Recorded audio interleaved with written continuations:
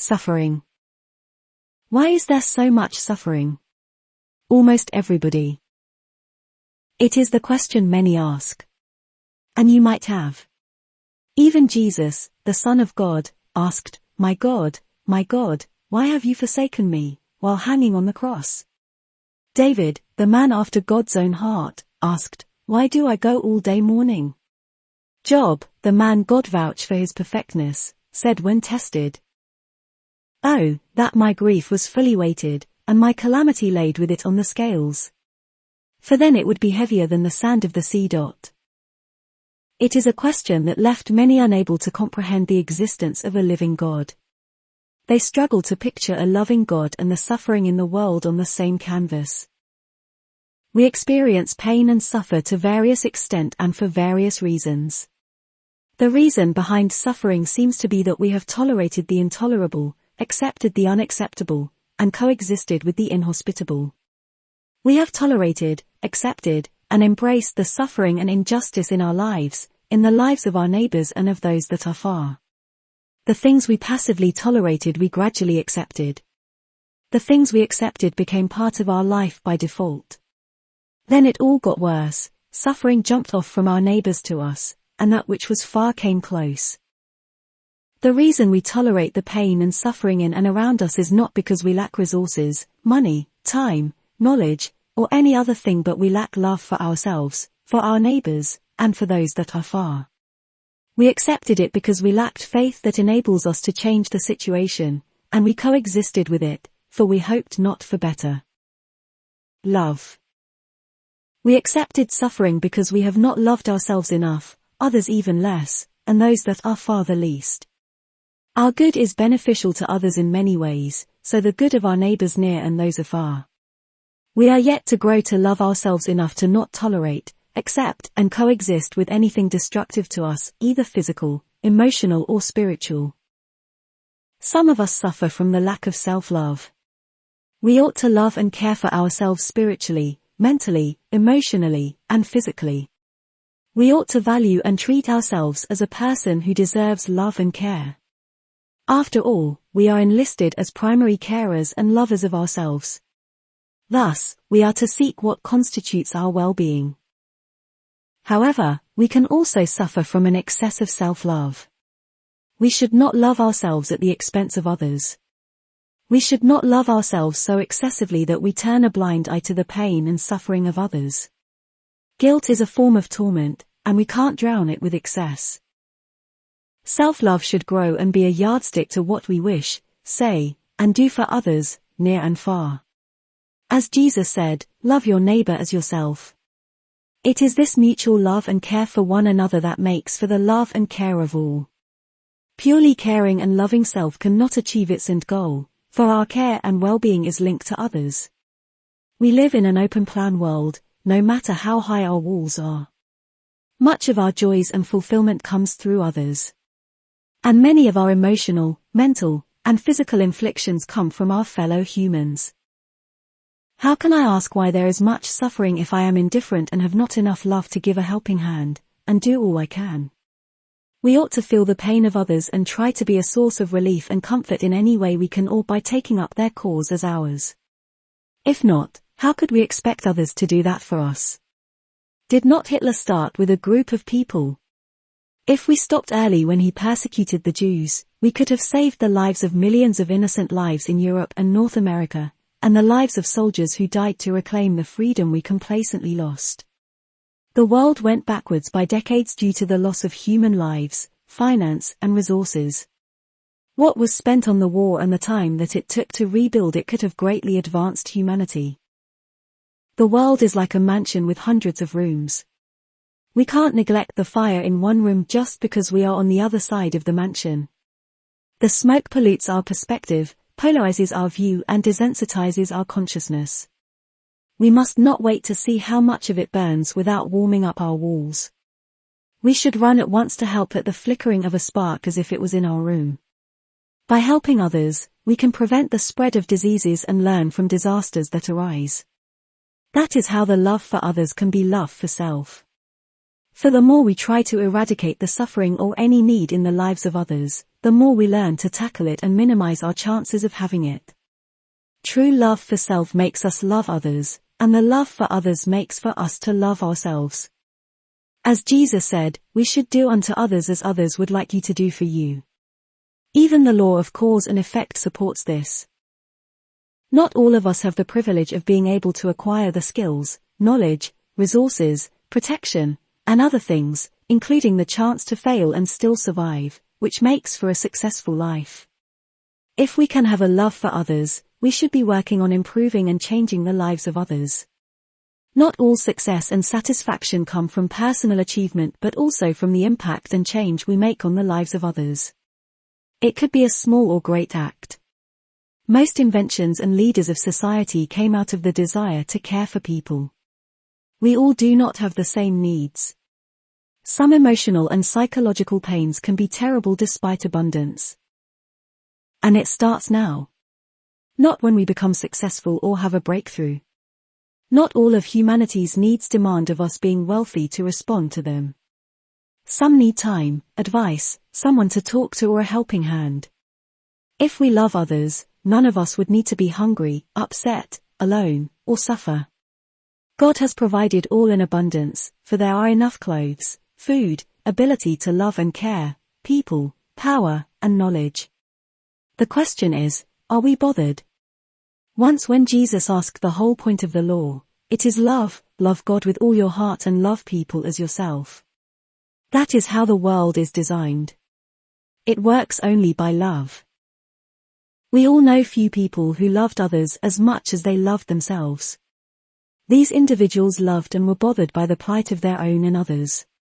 Some well-known and celebrated others are unsung heroes, only a few people, and God knows. A woman named Rosa Parks, who loved herself and the oppressed like her, refused to give up her seat and stood against the discriminatory law.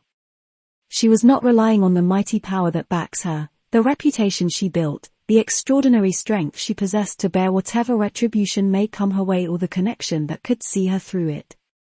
She just loved herself and said no. These days, we are being tempted to grow individual and indulgent while the world burns. If only we upgrade our clothing, our gadgets, our status, and keep up with the new wave of stuff. Nothing wrong with these, but don't we have a world to change? Is there not a cause to be bothered with? Do we love enough? It is okay to be philosophical or rational and ask why there is suffering in the world. The world does not need much to change it, but much of you. Just be determined enough not to accept the injustice, the lack, the pain, and the suffering. Look at Gandhi, who refused to eat until an empire gives in, William Wilberforce, who would not have slavery on his watch and persuaded a kingdom to abandon it despite against the grain, his nation's interests and indirect benefits. What about Mandela, who refused to see apartheid oppress his people and paid dearly for 27 years? They refused to tolerate, accept, and live with injustice and changed the world. If not for them, we would not have known any better, for we are standing on the shoulders of giants. These examples of us said no to injustices that caused the pain and suffering of many men, women, and children. They said no, not in their heart, mouth only but also with their actions and all they are.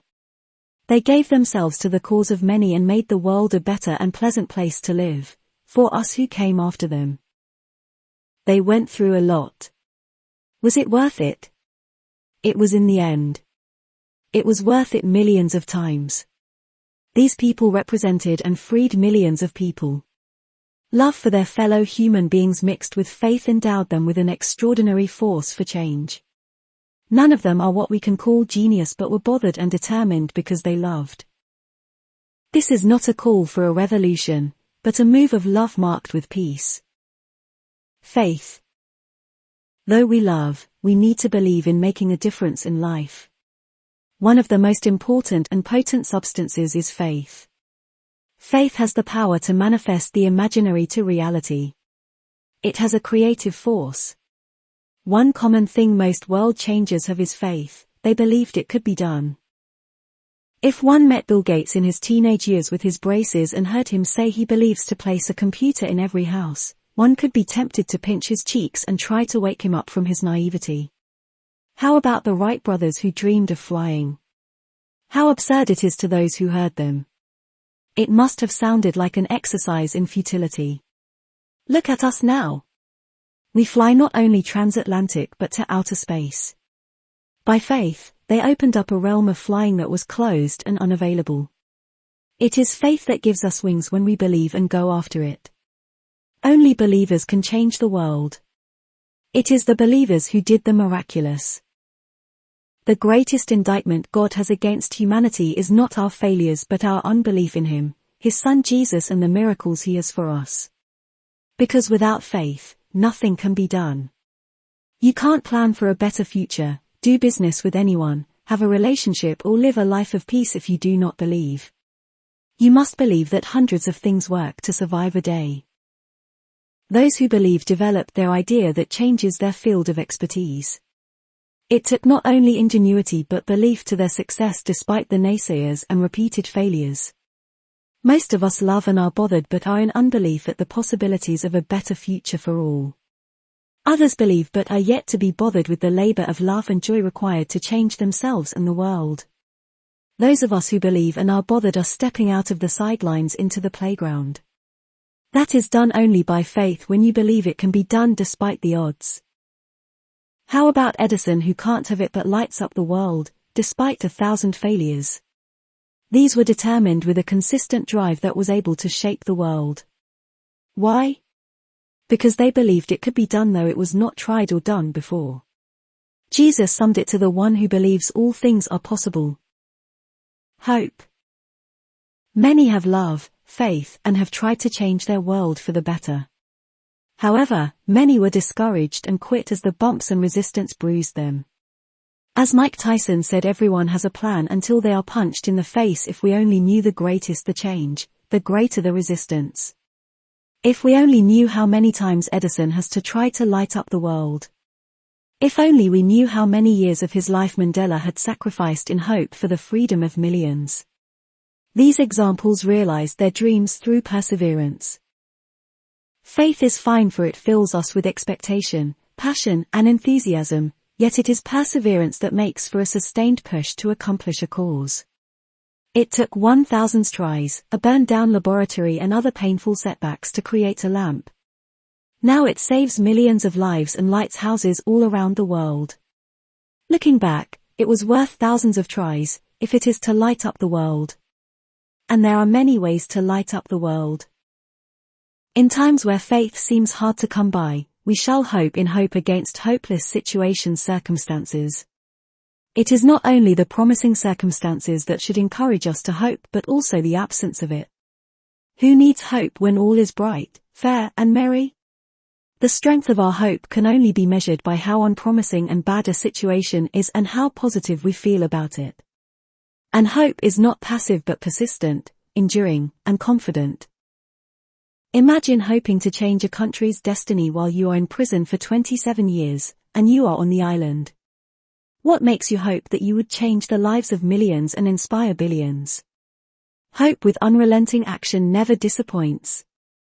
It is the prolonged insistence for a cause that makes for victory. Even a drop of water pierces through concrete through time. The world is not suffering from a lack of provision. There is nothing in this world we are in shortage of. Is it full of fertile land, oil, gold, or wisdom we need? The sun is burning to be used as energy. So let us not accept the unacceptable, tolerate the intolerable, and be content to coexist with inhospitable situations. We shall grow in love, faith, and hope and eradicate the vices of society. It has a purpose. If our love, faith, hope, our knowledge and physical resources could fail but not God's, for He designed all things to work for good for those who love Him.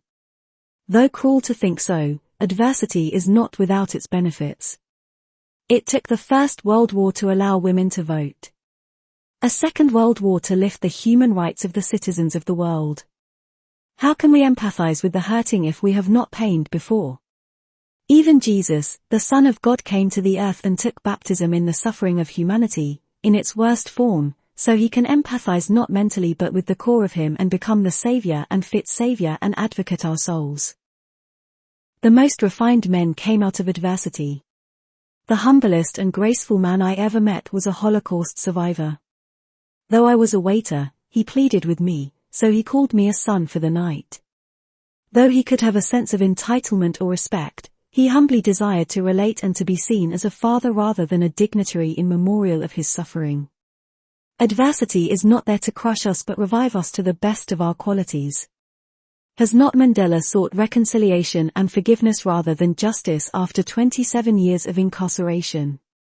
Jesus advocated on behalf of those who crucified him, saying, "Father, forgive them, for they knew not what they are doing," while bleeding, hurting, and dying. He took the suffering of this world close to heaven, though it was the result of our mess. God did not witness the world's suffering with binoculars from heaven but experienced it in the most personal and painful way. He watched the world crucify and mock his only Son. Nothing ever scrambled humanity to goodness as a disaster. Live Aid and many greatest operations were inspired of some kind injustice or need. How happiest we would be if we could do without it. As immunity rushes to when the body attacks, so are we at our best in times of adversity. Prolonged comfort ruins. It has become the source of many ills. Ask the military how the fittest men trained. How can we appreciate a drink if we are not thirsty? Wouldn't a cold day make us enjoy the warmer weather? In the end, the blame does not rest in God but in us. We are proud of, rightly so, sending people to the moon and many admirable achievements. This shows we can do anything if we care, believe and hope enough, and God agrees so and has mentioned it in the Bible. We just have to learn to major in the right traits such as love, faith and hope, as much as we major in other fields. Yes, perfect people suffer too. Job is an example of righteous suffering, and our love and faith in God are tested. Job was one of the 3 people God said he could be influenced by to change his mind. Yet he became an epitome of suffering, while being according to God the perfect and righteous man in all the earth in that generation. Most of God's closest friends suffered so much Jesus suffered. This world's an enemy of God, that is why it shut him out. Bad decisions. We have lived our lives without the designer's manual, the Bible. Therefore, someone is going to get hurt. If we ignore the rule of love and faith, we are to hurt ourselves and others. What gesture would you show if you loved someone who perpetually doubts your love? What would make it sure? What if you can buy them the world, but it is still a drop in a bucket compared to what you have? What would you give to express your eternal love to a vulnerable soul that fears to be let down by you? What makes that person certain that they are loved and would never question it? The answer is your life. That was what it took God to convince humanity of his love on the cross. If it only convinced us all. 16.